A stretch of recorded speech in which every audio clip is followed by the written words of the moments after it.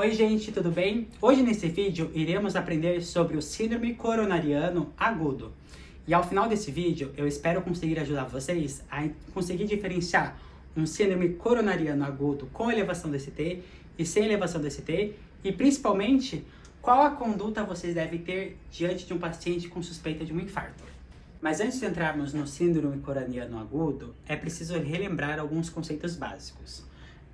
A doença aterosclerótica, ela é estimulada devido à presença de fatores que conhecemos como fatores cardiovasculares, como por exemplo, a hipertensão arterial, dislipidemia, a obesidade, o sedentarismo, fatores genéticos que predispõem também a entrada do colesterol e o acúmulo do colesterol na parede da artéria, o qual faz com que essa placa, de maneira progressiva e lenta, comece a produzir um desequilíbrio de oferta e demanda de O2 no miocárdio, ou muitas das vezes acaba produzindo também a erosão e a ruptura dessa placa. Bom, agora que já entendemos que a principal causa da doença é a aterosclerose, conseguimos então agora classificar elas em dois grandes grupos: o síndrome coronariano crônico e o síndrome coronariano agudo. Sendo que o síndrome coronariano crônico iremos abordar de uma forma mais completa em outro vídeo, se vocês gostarem desse. Porém, é necessário explicar só um pouquinho dele antes para que a gente possa avançar para o próximo.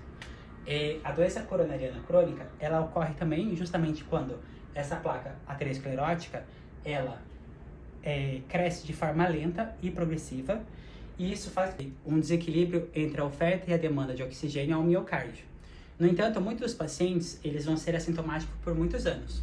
No entanto, quando esse desequilíbrio entre a oferta e a demanda de O2 começa a dar sintomas, vai produzir o que a gente conhecemos como angina estável, que é quando se existe a placa de ateroma, no entanto ela é estável, e o paciente ele começa a sentir um dolor retroesternal ou um desconforto retroesternal, que muitas das vezes são desencadeados por uma atividade física ou por estresse, que tem uma curta duração de tempo, que é entre 5 e 10 minutos, e que são aliviados com repouso ou com nitroglicerina sublingual. Tem um síndrome coronariano crônico, ele permanece com esses fatores de riscos cardiovasculares, como a obesidade, sedentarismo, hipertensão, etc.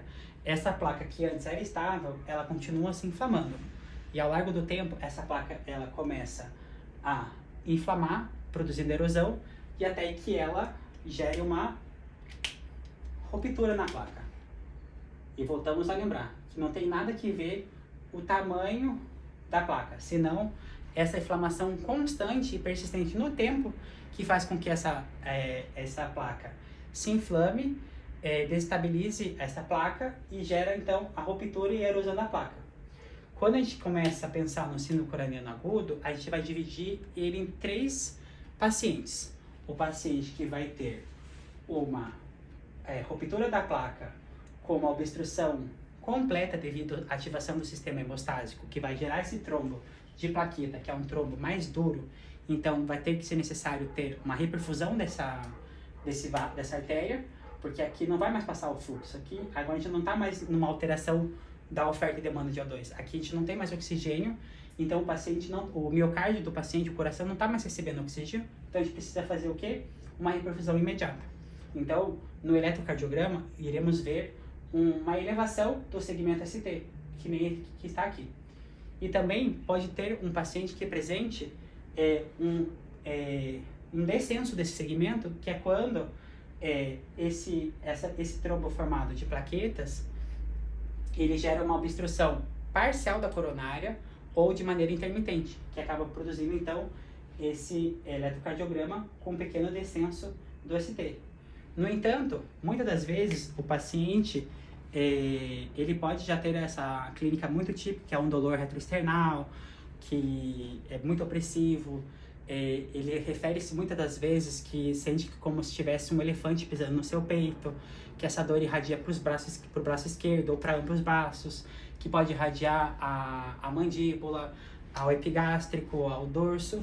No entanto, tem muitos pacientes, como pacientes diabéticos, mulheres, idosos, que eles não vão apresentar essa clínica. Então, e também muitas vezes o paciente também ele não vai ter um eletrocardiograma patológico, que nem essa elevação do ST e esse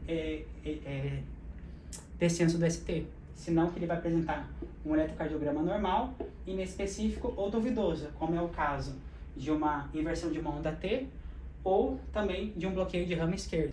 Então, o principal objetivo desse vídeo é que vocês consigam identificar esses 3 cenários e ao identificar esses 3 cenários, vocês conseguirem salvar vidas.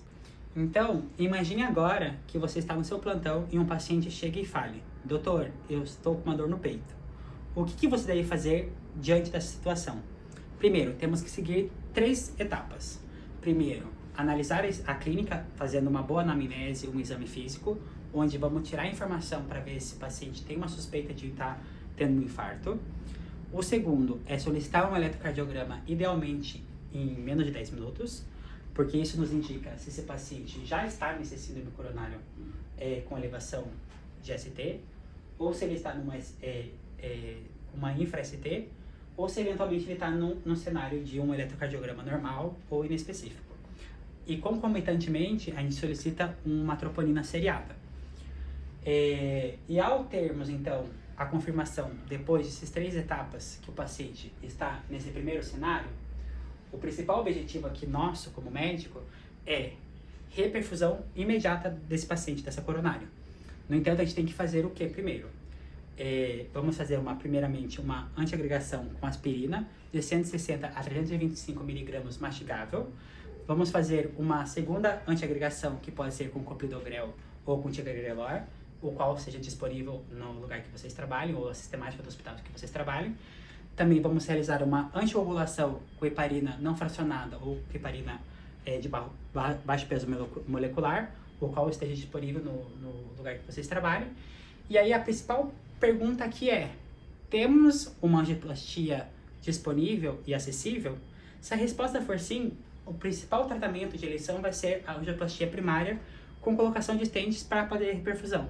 Se eventualmente a resposta for não tenho uma angioplastia disponível e o paciente está dentro de uma janela terapêutica, vamos iniciar então a fibrinolises.